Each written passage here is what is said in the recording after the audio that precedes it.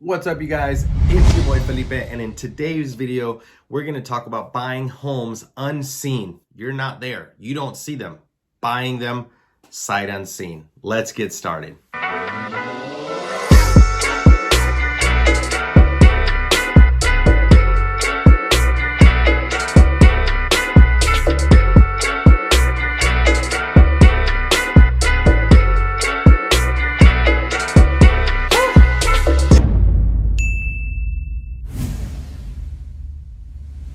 All right, guys, before we get started though, seriously, hitting that blue like button helps a lot. Leaving me a comment about what you liked about the video does wonders for the YouTube algorithm. So please take a moment to hit that like button. It really helps out.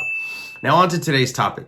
Really simply, it's how do you buy houses unseen? This is a very scary term for a lot of people that are just getting started in real estate investing. The first thing they think about when it's buying a house unseen, it's why would I do that? See, in a consumer world, we are so used to tangibly touching whatever we're going to buy before we buy it. This is why car salesmen are so eager to get you in the door to a test drive. Because once you physically touch the product, you feel like you own it. There's a fancy term there, I'm sure. But it was the moment you see it, touch it, feel it, your senses just go through the roof.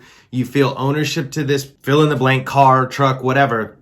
And all of a sudden, before you know it, you're signing on the dotted line, right? Something you don't even need.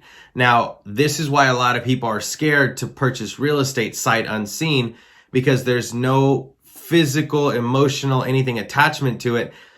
And wouldn't you know it, that is the best way to invest in real estate. No emotional attachment. Buying real estate without any emotional attachment is key when it comes to succeeding in real estate, because you should and only be buying properties based on the numbers. That is the best thing you can do, is just run the data. Does it cash flow? Is it worth it for me buying? Does it align with my goals? Aligning a property with your goals is more important than going and seeing it. See, a lot of people are scared to lock up a deal and then not being able to close on it. Give you a perfect example. A lot of the times most of the times you can get out of a deal by simply putting it in your contract that during inspection, you want to pull out based on your findings. That happens all the time.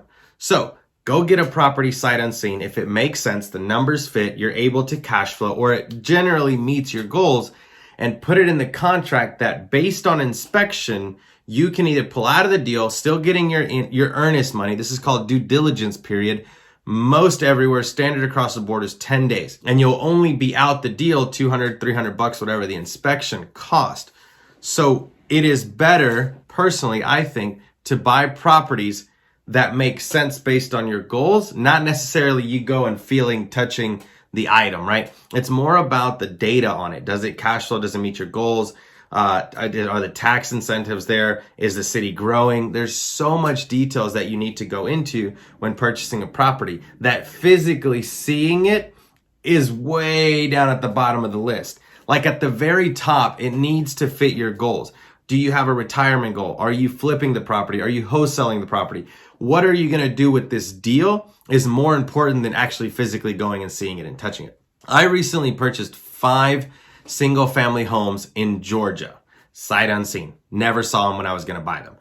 I was more worried about what do the numbers look like? Who's going to manage the property? What does the tenants look like that are in right now? What does the cash flow look like? How does this properly align with my goals of not wanting to spend more time in my real estate investing, want it to be super, super passive? Those things are more important to me than just physically going to see the property. When you can get over the mental hurdle that you can buy property sight unseen based on your goals, the cash flow, everything that I've mentioned 100 times already, you are going to be a better real estate investor because you are buying properties based on data. Everyone knows that 2 + 2 is 4. I don't care how you write it, what you write it on, 2 + 2 is 4. So do that in your real estate business. I need this amount of money invested. I need this amount of cash flow to come out of it. I need the rents to go up this amount every year. The population needs to be growing. There needs to be jobs in the area. And that is more important than going physically touching the property. I made another video where I talk about the 5 things that you need for out-of-state investing. And that is going to be the video that you need to watch, link below. That's going to be the video that you need to watch if you're going to be investing property sight unseen, right? So that is the secret to growing your portfolio, because if you physically have to go see every single property, it's going to limit you to how many properties and how many deals you do. If you really want to scale a business, you have to have trained professionals that are better than you in your team, in your circle, helping you buy deals. Again, for you, sight unseen.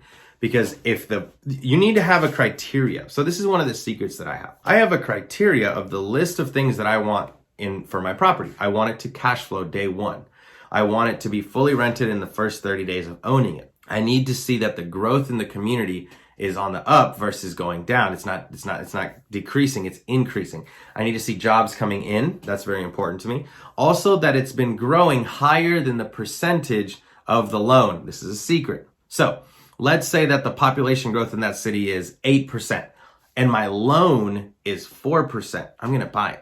If the population growth in any city is 2% and my loan is 4% or 5%, then the growth of the community is not minimally meeting my interest on my loan.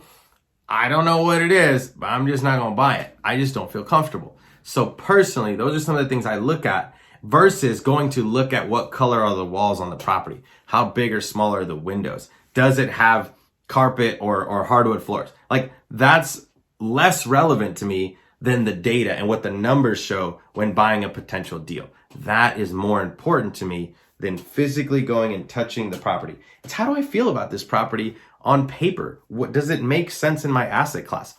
Another thing that I look at is how much time is it going to take for me to manage this property, or am I hiring a property manager? My goal is not to have more time invested in real estate. My goal is that every property I buy just plugs and play into the formula that I already have with property managers, realtors, lenders, all that, and that it just flows naturally, that I'm not having to physically do more work because I've added a property. I would not want to do that. So thanks for watching, guys. I really appreciate it. If you liked the video, please hit the like button, leave me a comment, and subscribe to the channel. It helps so much. And this is how I buy out-of-state deals, in-state deals, sight unseen. If you want to see more videos, please comment about it. Or if you have questions about this video, you're more than welcome to leave me a comment and ask me, and I'm going to try to get to all of the comments. Thanks, guys. I really appreciate it.